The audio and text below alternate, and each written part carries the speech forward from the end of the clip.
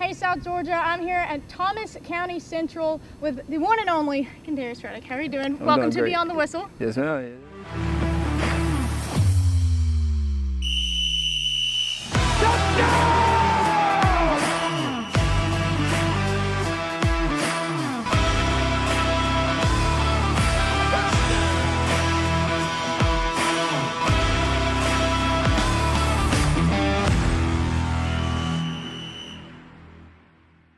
The last game of the season last year, your season was cut short in the quarterfinals. What's something you personally are going into this year that you might be doing differently or something that you want to improve on? Finishing. From that game, I feel like we didn't finish, me and my teammates. But we got to focus on finishing and executing. That's what I feel like on both sides of the ball. So. And you're playing on both sides of the ball. You played a little bit last year on both sides. But talk to me about that. How are you able to play both sides of the ball and still have energy for all four quarters? Yeah, everybody asks me that. Even when I go in the locker room, like after practice or something, you know, I play both sides. I play everything, so I get in the locker room, I have so much energy. Everybody asks me how I got. I don't even know. It's just like the love and passion for football. So it's like, go keep me going because you know I got it. Yeah. And do you go in defensively with a different mentality than you do offensively? What are the things that you have to focus on each side to kind of not get them all? One thing, defense, you know, is kind of slow. You know, you get to catch your breath in between plays because we waiting on the offense. But when you get on our offense, when I'm on offense, you know, it moves kind of fast. So you got to control your breathing. That's why I feel like, you know, stay hydrated. And even though you're just a junior, you had a phenomenal season last year as a sophomore. What's kind of the biggest difference you see in this defense this year than you noticed last year? Is there any difference? Maybe that's changing energy, changing talent. What's special about this year's defense? It's fast. It's fast all around. You may think the D-line not fast, they'll get you. If you think you finna get outside, they'll get you. Or if you get past them, of course you're gonna meet me. Yeah. And this segment is Beyond the Whistle, where we go beyond the whistle to get to know you outside of football. Just kind of starting off with that, do you think people, as far as like fans and things like that, you are a highly recruited prospect. Yes. So do you think that people know much about you outside of the sidelines? In Georgia, I feel like, you know, most people know about me, especially in the South Georgia area. But if I go like outside of Georgia, you know, I'm gonna have to make a name for myself. I'm a top recruit, but you know, most people have their eyes on one person person only.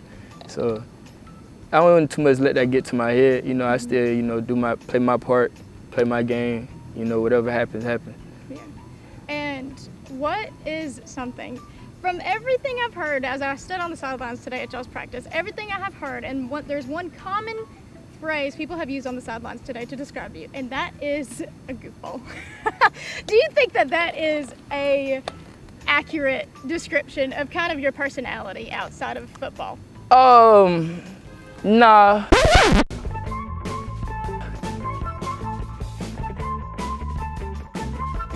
Damn! We got rolling.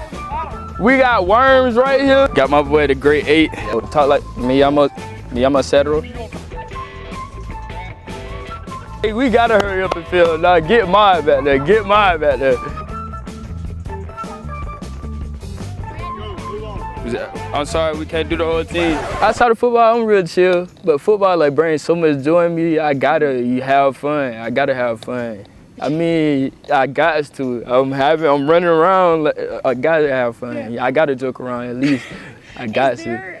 Do you have like a weird superstition when it comes to game day? Do you have a specific routine you have to abide by that you think is gonna bring you good luck, or a specific meal, or anything that you have to do before game? Do you wear the same socks?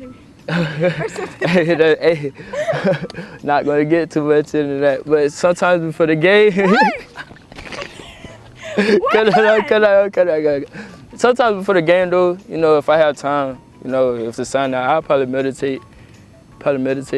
So you're a Zen guy. Yeah. You Zenned out? Yeah, I just meditate. You know, just the sun just give me so much energy. Like when I do come out here, like it's just like man. So do you operate off of solar power energy? Yeah, basically. They'll come out here, they'll be like, it's so hot. it's so hot. I'll be like, bro, just say it's cold. Like, I have noticed that because at practice, when everybody is literally bent over dying, you're over here dancing. yeah, it's like.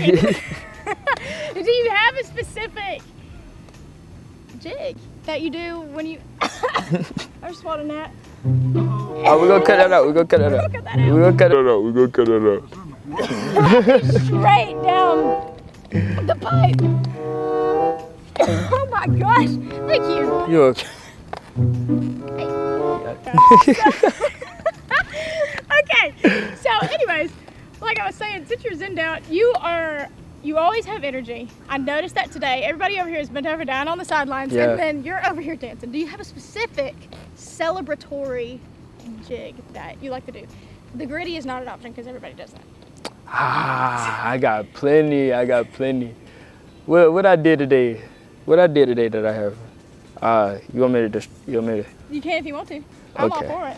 Let's We see can which do the one. second. I got a lot in my bag. I just ain't buy it yet. Hold on. I'm trying to see. This one. You can see me? You can see me? No. And Coach Clark, like, he probably going over something. I already know what I'm supposed to do, so I know my assignment. I'll probably be back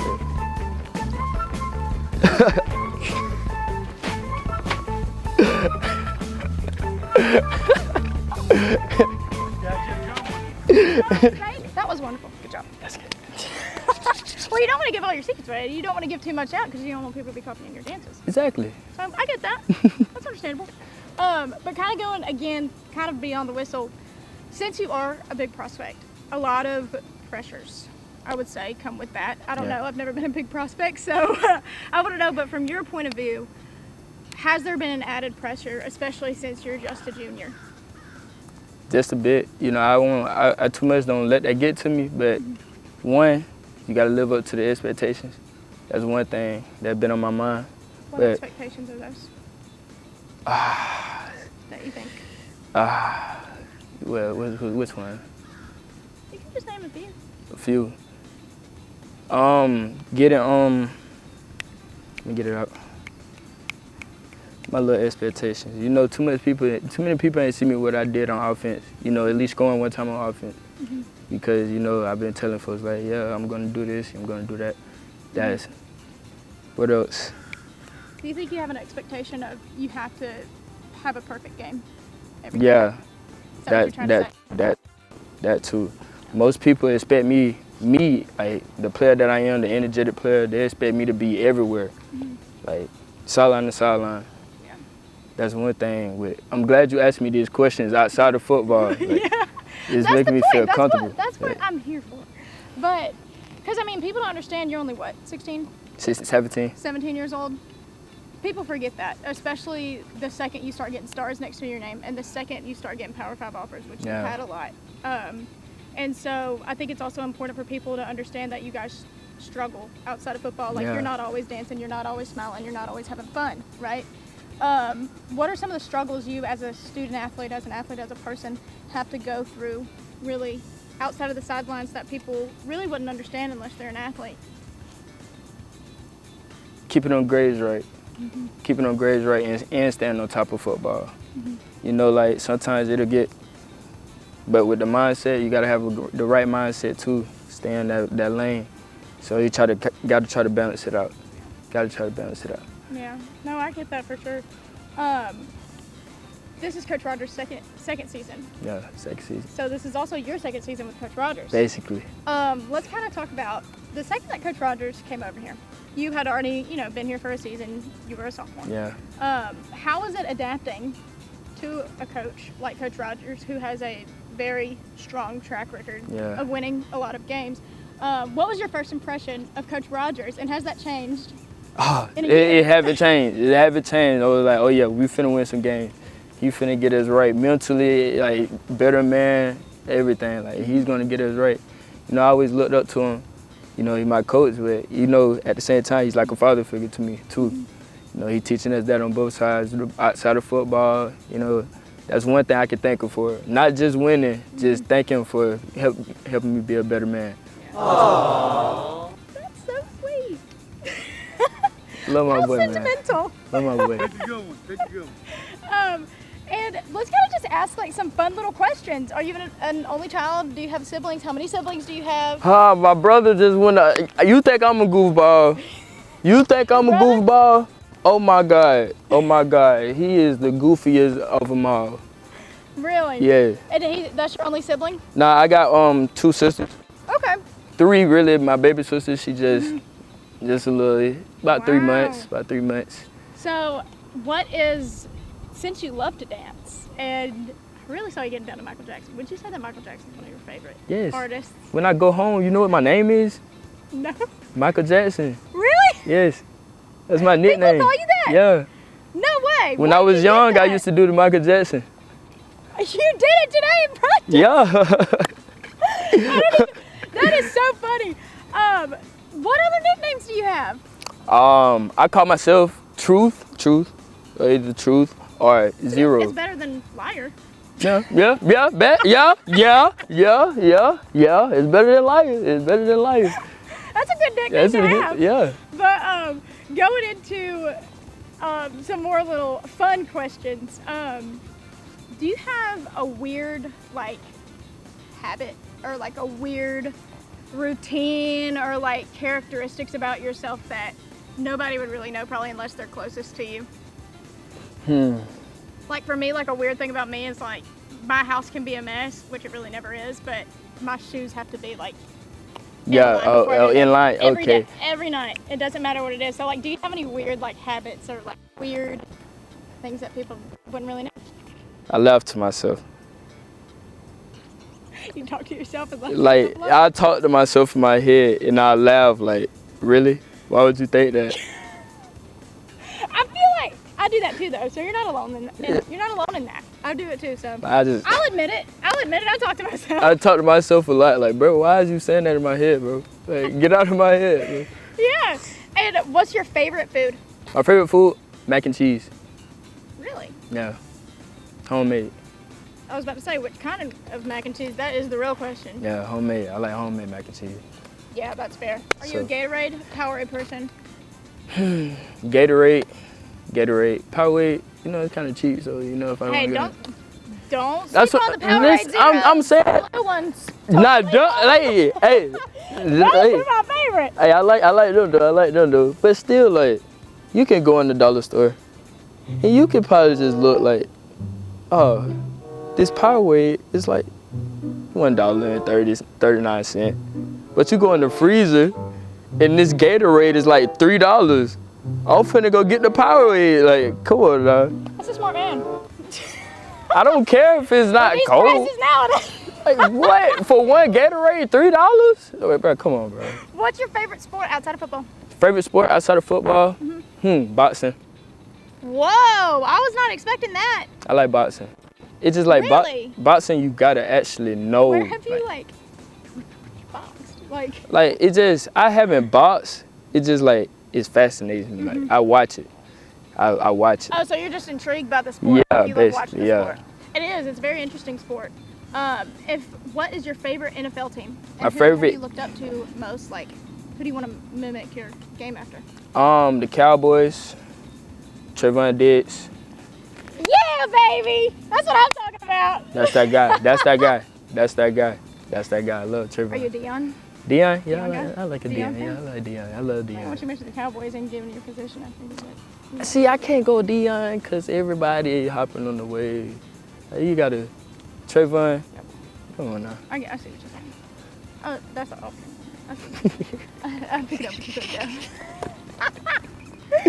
down. Last question is, for me at least, this can either, there's no right or wrong answer to this question. How, in what aspects, not just in football, but overall in your life, do you want to learn in order to prepare yourself for college?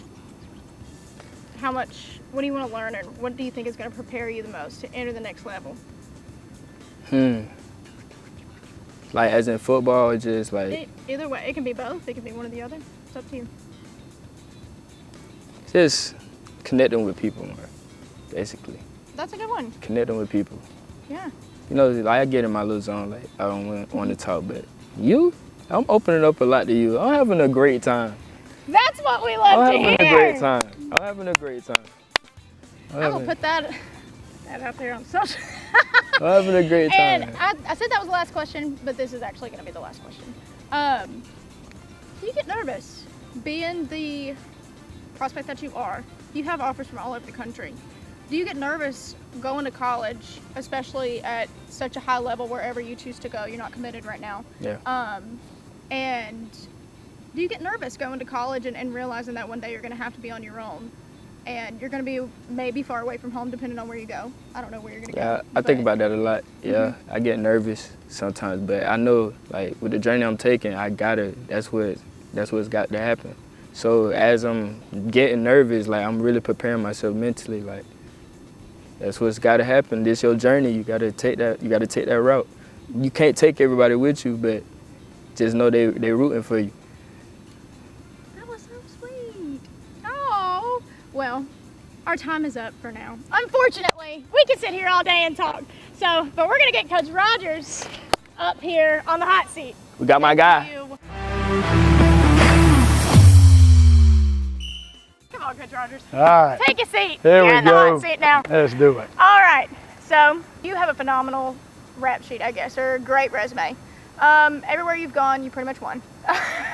So you were last at Colquitt. This is your second year at Thomas County Central. What is the most special thing that you really noticed about Thomas County Central since you've been here? That's a great question. You kind of got me on that one. One of the biggest things is just the people, the community. The support is just so good. It's unwavering, and the excitement and passion. I mean, they were hungry and really wanted to be a dominant program. The support from our administration, the kids' work ethic. I mean, so just the community and stakeholders that are involved has been one of the biggest things that I guess you could say would be a surprise, but really, you know, from an outsider looking in, people have always talked fondly about this program with that. So that's been a big, big plus here. Yeah. And, you know, this has been kind of picking your brain as a coach, kind of showing people, you know, behind the scenes of what it goes and how preparation is in week one. There's really no film. It's how it is in every week one game. Really, people have only observed it from spring games and scrimmages and things like that. So how do you as a coach know what to prepare for? And how are you able to tell your team, you know, this is what we need to work on, this is what we need to look out for specifically if there's really nothing to go on? No, that's really a good question. That's a great question for fans to think about, because the first game is a tough one. Obviously, you've got last year's film and things and how they evolved as a team from the start to the end. And you're right, there's a spring game, there's a scrimmage game, but you don't really know, and so it's a lot of speculation. You know, you get info, you know what that OC or DC likes to do, but what they really got planned for this year, you're not real sure, and you won't really know till you get done with that first quarter.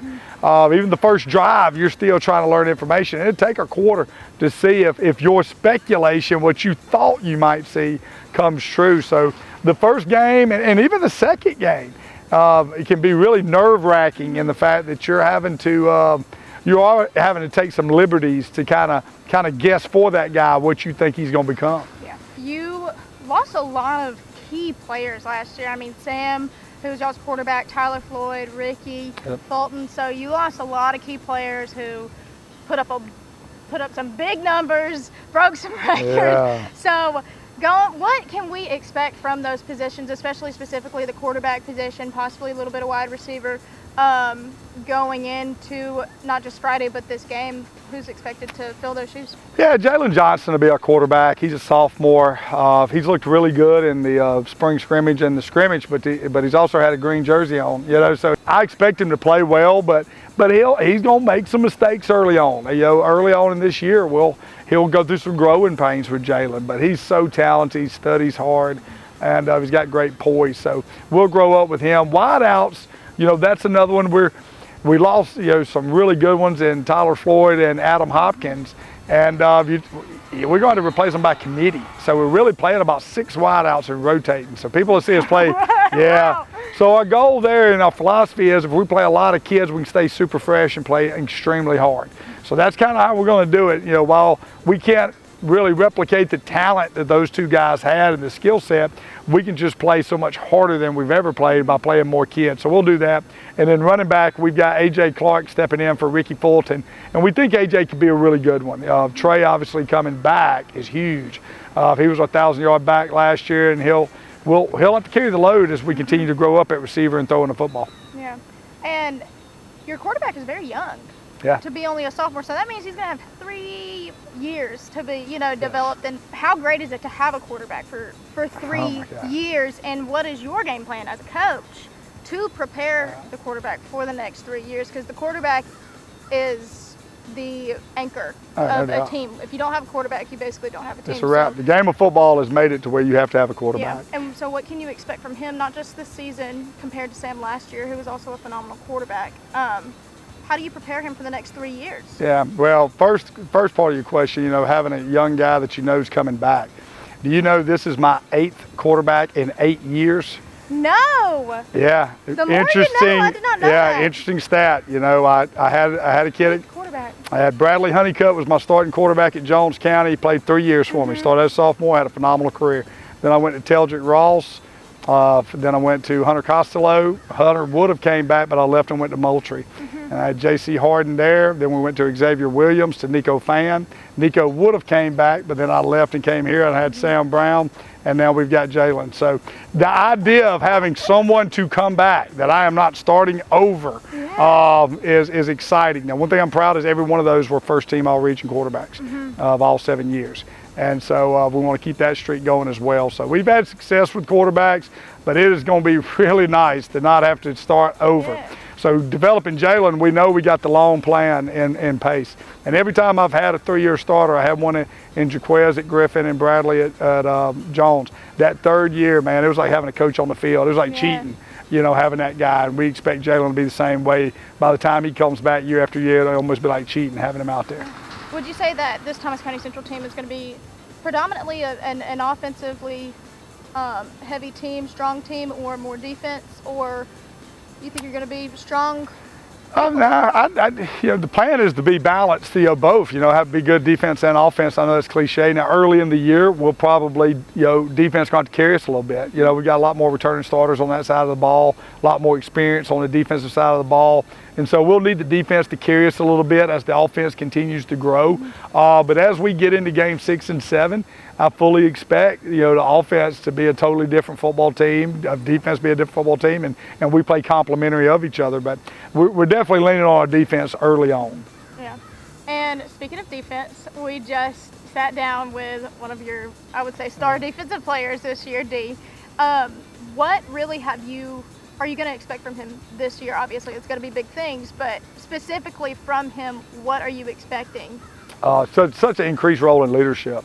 And he's doing that. Like, you can't just say, hey, you're going to be a leader now because you're coming back. They have to accept that role and take on that role. And D has done that. I mean, he makes so many calls. He's the quarterback of our defense. He's checking things off the coverages and the fits. And he's taking ownership. It's something he wants to do. He wants to be more involved and be vocal.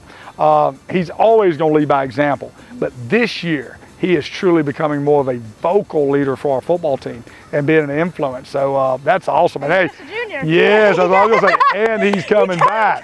So that's big too. Another one coming back that can continue to be someone as a senior that's just going to be a coach on the field. Awesome. Let's kind of talk about this. Last year's team, and maybe this is just a Thomas County Central thing. I don't really know, but I feel as if last year's team had such great chemistry. That could have just been an outsider looking in. I've noticed that just from social media. Do you think is that a true statement, first off? No, I think it's very accurate. Last year's team was tight. They were a close group. They were a close group of kids, and they loved each other and played for each other. There's no doubt. That was a special bunch. 20 some odd years doing it, there's certain teams you can say that were just tighter than others, and that one was definitely a tight bunch. And I think as a coach, you're always trying to get your team to get closer. You can never be close enough, right? You can never have a team that's not just tight. And we're still working to get this team tighter. I do think this is a tight bunch we got now. I think they love each other and care.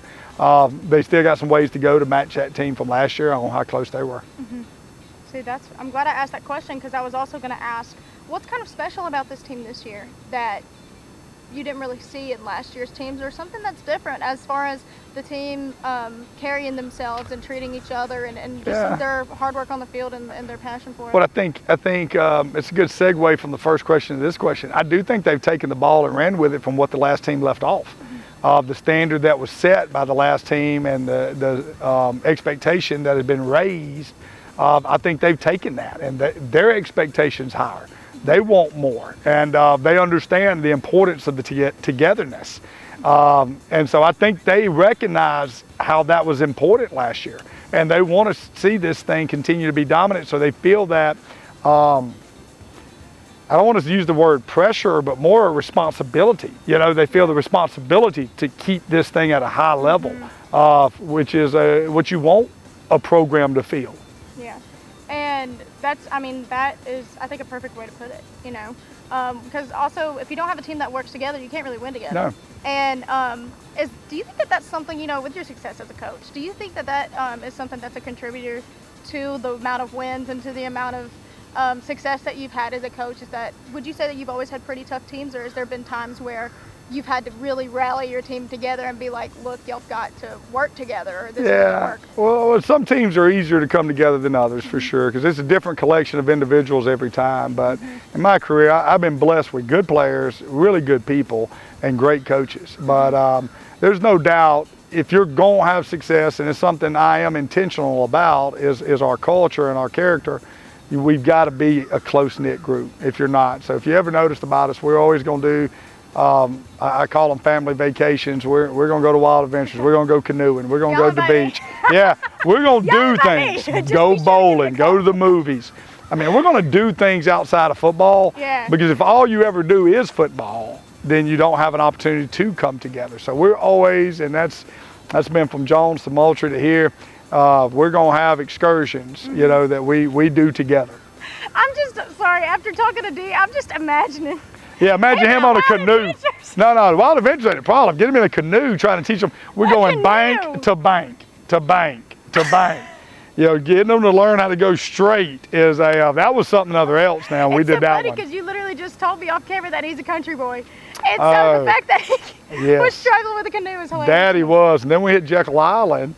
Y'all did it by me. Yeah, we went to the beach and did a day at the beach, and just seeing them out there in the water and just having fun and all that, trying to jump on top of fish and catch them. And I'm like, you catch one of these fish, you let me know. Yeah, let me know. We got a real fast team if you start catching fish in water. Yeah. So, but it's just, but that kind of stuff, you know, the silliness of it draws you together. Yeah. And, you know, that's a big part of Beyond the Whistle is, you know, showing the silly side, showing how important it is to understand these kids and coaches like yourself, you know, off the sidelines, outside of the sidelines. And I think a lot of the times people forget that coaches are also husbands, they're also fathers, they're, you know what I mean, y'all aren't just coaches on the sidelines. So with that being said, like I said, you've had a lot of success as a coach, but people have seen your wins, they've seen your victories, they've seen all this stuff, but what are some of the struggles as a head coach that you really have to deal with outside of the sidelines that are kind of, you know, unspoken, nobody would really know unless they're a part of your life? Trying to compartmentalize, you know, trying to, when it's time to, you know, at times in the year, when it's time to kind of step away from it a little bit and try to be more present for your family and times like that, you know, being able to do that. Football's become such a year-round activity now, you know, trying to find those moments to where you can, you know, really be present, you know, when you're away from the field house or the field. Those are things that I'm still struggling. I love this game. I take pride in our job.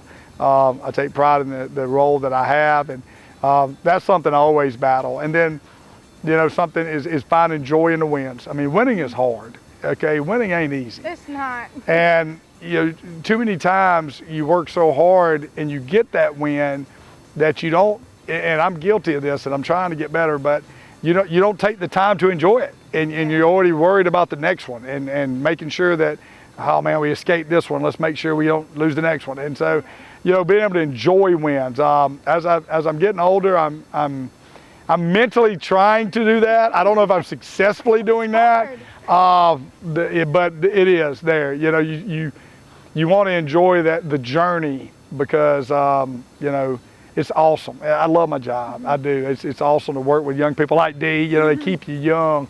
But really enjoying it, really enjoying it. You know, having that laughter. Yes. Soaking it all in. Trying to do that. And so I hope I get better with that with age. Yeah, get better with age, right? It's hard to soak in the wins because you're already thinking about the next win. But I think it's even harder to accept a loss and also look back at a team or at your season that you just had and really understand that you had such a great season. Like you guys went out in the quarterfinals last year to Roswell, but at the end of the day you won 12 games. So after that game last year, with this being your first season here at Thomas County Central, when you guys were defeated, did you look at the season like, wow, I had a great season here as a first coach and I had a great team, or did you look at that as a defeat and you were already looking forward to next year? After a couple of days I did. When it first happened, now you don't, you know, the sting of defeat is real. And we played really good for it. I tell people all the time, we were really, we won 12 and a half ball games. And we lost a half, and so we lost that second half not playing well, and that sting hurts, and you contemplate and you're frustrated for a couple of days, and probably not pleasant to be around at home with my family. But after you get through that mourning process, you look back at the body of work, and you are proud. I'm proud now. I'm just as proud as I can be of what we did year one. That was a heck of a year. That was a heck of a year by those young men. They bought in. Had a lot of people not believing in them. More times than not, you look back at that year and the heart you put into it, the work you put into it, the time you put into it, you would deep down qualify it as a success of, you know, on most years that you coach. Yeah. And, you know, outside of football, like I said, this is Beyond the Whistle. We're supposed to be fun. Yeah. We can talk about who is Justin Rogers outside of football. So outside of football, you know, like you said, football's a year-round thing, but when you're not coaching, when you're not focused on games, you know, during the off season after the last game, where can we find you? Oh, yeah, home. Yes, I don't even, and not even resting, because I'm always on the go. But I don't really, like, I don't play golf. I don't really have hobbies. I used to hunt a little bit. I really don't hunt anymore. And so I'm home with the family. I mean, I really am. If I'm not coaching football, I feel selfish if I'm doing anything else. And so I decided to spend time with the family. My newest hobby, I guess you could say I've picked up, is we bought a house out in Boston, and now it's got a huge pond. Yeah. And so I got me a john boat, and I'm into bass fishing now. And so I know who you need yes, to go. I know too. I have talked, we have shared pictures with your dad. I've sent him pictures of, hey, look at this bass, man. Did you see one? Yes, I did. You need to post that. It is huge. I have bragging rights when I come. Yes, I have not beat you. A little over 9 pounds is my biggest. What's your biggest? 12.9. Yes, people, 12 pounds. I say 13. 12.9, 13, yes. But 12.9 pounds. Yes, I know. So I'm trying to still learn how to get up with you. That goes behind that. I'll share that later. But so I've got into that. It's right there in the yard. I can take my son and my family. My wife loves to fish too. Yeah. So again, family, but we get into that. But I don't have a lot of hobbies. I just, if I like to coach ball, I just like to spend time with them and vacation and do stuff for them. How do you manage that? I think every coach's household has a different, you know, routine, a different way that to manage that. But how do you manage this family and your real family? Here's the thing. I'm blessed, man. I'm so blessed. I got a wife that's all in. I mean, that's how I manage it. My wife, Melissa, is not only supportive of me and allows me to coach, she's an active participant. I mean, she comes to practice, she helps out, she checks the kids' grades, she does things for them, she wants to be involved in their lives. Like, it's coaching's a profession for her as much as it is for me. Like, she enjoys the process and is active in it. And so when you've got two active participants in a goal that they find enjoyment, it makes it easy. So that's why I mean, I'm blessed. I don't have to pick because my wife finds enjoyment in it, thank God. And any success, we've been together since I've been in my first head job. Me and Melissa were together. We met when I was at Griffin. We got married. We went to Jones together. And I say we. Any success, you know, I've been fortunate to be credited for. It was our success because she's been a part of it. Yeah.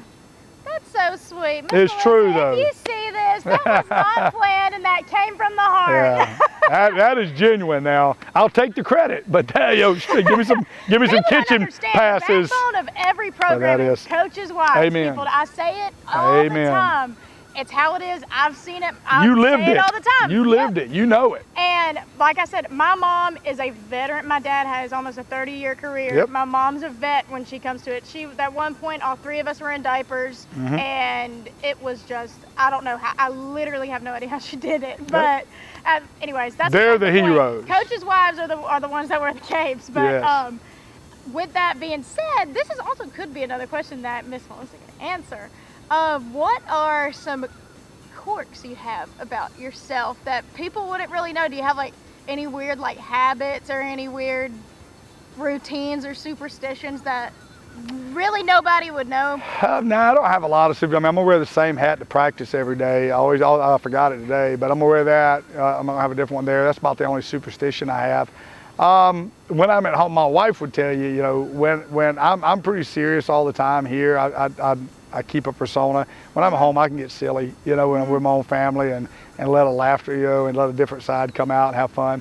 Love to sing, can't sing, but like to sing.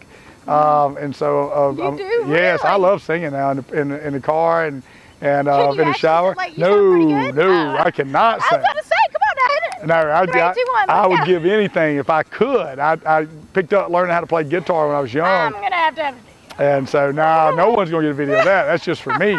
And but I enjoy music. I like to, it unwinds me, so I like that a lot. But no, I'm pretty simple person. I can tell because y'all are jamming out here at practice today. Music Is that makes, your thing, yes. or is that? Music? Well, you can have a bad day, and your favorite song come on, and your mood changes. I'm not saying true. you're all of a sudden gonna be happy-go-lucky and everything's sunshine and rainbows, but it changes. Yeah. Your mood will change when your favorite music or type of music comes on. So I'm big into music. We're gonna play it in the locker rooms. We're gonna play it in weight rooms. We're gonna play it at practice, but just because I do think it's a mood enhancer. Yes, I agree. I agree. So with that, what's like your favorite mood booster song?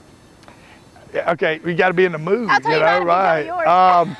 It's I've got all kind, but like favorite, I don't know. There's so many songs I like to go, and what am I in the mood? Like right now, I'm in a Brett Eldredge role. If you like he's a good. crooner, you know, he's got a album Sunday Drive. It's awesome. Yeah. And so I like that. It's a little because right now I'm so tense. I'm so wired up during football that when I listen to stuff, I don't want that. down. I want something low key.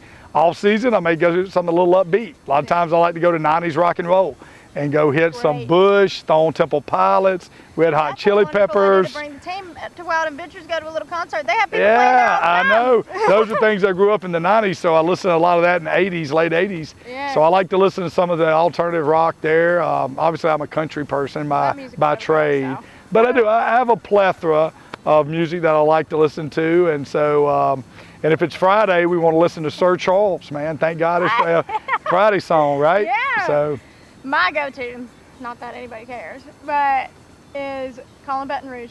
Garth it's a good one. Brooks. My wife loves Garth Brooks. That's so. my favorite. When I say that, I'm not even like an LSU fan or anything like that. I definitely wouldn't say that. I just am, you know what I mean? But it's gonna put you in a good mood rhythm to all it. the time. You know, good rhythm Yeah, to play it. It's that at popping and practice. popping. We'll add it to the playlist. we'll add it to the playlist. We have a Monday, Tuesday, Wednesday, Thursday playlist, and so Really?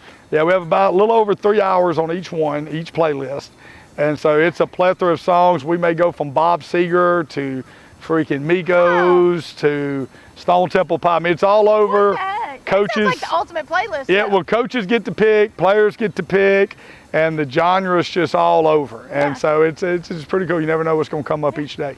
Would you say that your family is more of a takeout family, or are you a grill master? Oh, okay, that's what I like to cook. Good. Now, when you asked a while ago, I don't know why I didn't think about it. I love cooking. So the Yeah. weekends I'm cooking. What are you cooking? I'm a griller, so I'm going to do Grill things. I'm going to master. smoke. I'm going to grill things. Love my Blackstone, so I'm always doing things on the Blackstone, things like that. But yeah, I really do enjoy cooking. So I cook every weekend. So Huh. I'm Well, the we weekend have chef. to do a cooking show. Bring it. I'll bring it. I'll take pride in that. Hit me with it now. It ain't no doubt. I really will. But kind of, going towards the end and things like that. What is your favorite really movie or TV show? Like, do you have like a certain, like a guilty pleasure show that Yeah. you go to or anything like that? I'm gonna help y'all out, folks. Justified. If you have I've never heard of that. all right, there you go. I got you hooked up. If you're, man, it's awesome. It's an FX show. Everybody's into Yellowstone right now. This was before then, but it's a modern Western of U.S. Marshal Raylan Givens, and it's my show. I just restarted it again for the third time, and it's 6 series. This will be my third time watching it. You're like a gold star member. I love it, man. It's if you have not watched it, try it. If you don't like you're it, like a premium then I'll give you a refund. Yeah, it's awesome. So that's my favorite show by far of all time. Now Seinfeld, I was a big Seinfeld fan. Watched a lot of those. Obviously, I think the entire country's into Yellowstone right now. So I watched that. Hop on the Yellowstone that's what I'm train. saying. Everybody's on that train. So I'm giving you something everybody's not on. It's Justified. You can find it on Hulu, FX. It is worth the watch. I'm gonna have to do that because I'm so much more of a TV show person than I am a movie. No, you won't be I'd disappointed. rather have something that I can watch like over an extended period No of doubt. time than something I watch and then it's over and then I gotta find something else to watch. So I'm watching The Blacklist right now.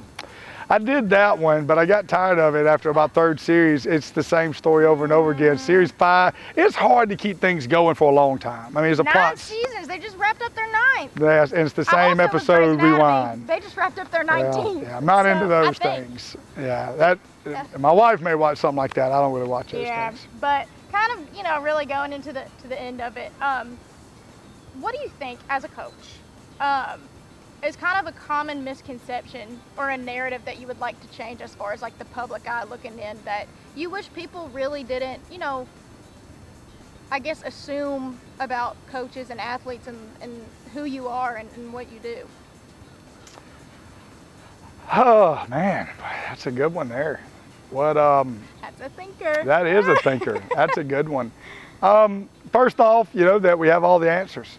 I mean, we're not perfect. That's a great answer. I mean, we study it, and Lord knows we work in hopes of having all the answers. I mean, I always talk about hope is not a plan, and so we try to have a plan for everything. But we're not oblivious to the mistake as well. And so we'll make those as well. Now, if we're repeatedly making mistakes, hold us accountable. But probably that, maybe that. And then, that I don't think there's a coach in America, I just don't, that doesn't have a genuine heart, and unfortunately sometimes things get done and people turn it into context that they make it feel like maybe it was malicious.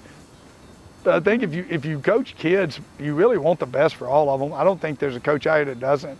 And so that, just knowing that coaches care, they really do have the best interest, but discipline and accountability, I mean, that's love. That's a form of love. I mean, if I don't do that to my own children, then I don't. So that is a form. So I don't know. I kind of rambled on that answer because that's a good question. No, that was great.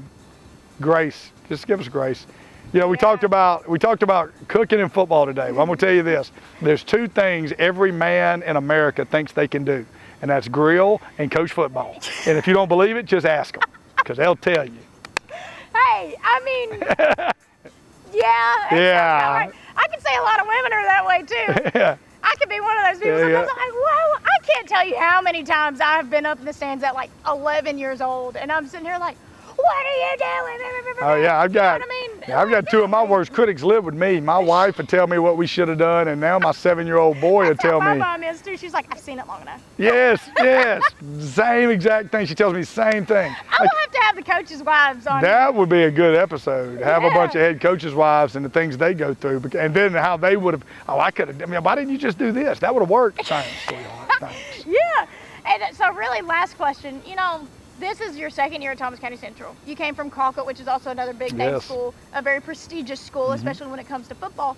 But what was really your first impression of, how did this community truly like embrace you, welcome you? What was your first impression of this community? And lastly, what is the mark that you want to leave here at Thomas County Central? Yeah, the first impression is what you said. I mean, what you hit on. It was just the community and the support, the family feel, the values that this community holds on to. I mean, it is an unbelievable county to live in. It's an unbelievable county to raise a family in. It's just, people got values that are holding on to old school values in a country that maybe not so much. And so that was just awesome. Just moving my whole family here to a place that, we're excited about raising them and being here. There now, legacy. I want to add another notch to what they did in the 90s. I mean, we're celebrating the 30-year anniversary of the second state title when they won 5 there in the 90s. And so my goal is that I want to get 5 state titles and 13 region championships. So this is a program's got tradition now. And so what we want to do is I want to get 6. I want to leave that mark, get 6 state titles. That's the one thing that I haven't been blessed to do as a head coach. We won a state title as OC at Griffin. And so that's the goal. And so we're going to work hard to get that done. Is there anything else you want to mention? Freaking go Jackets. All right. Well, thank you so much Thank for being you. here, guys. Don't forget to like and subscribe and follow me on all my social medias to keep up with future episodes of Beyond the Whistle. See you guys next time.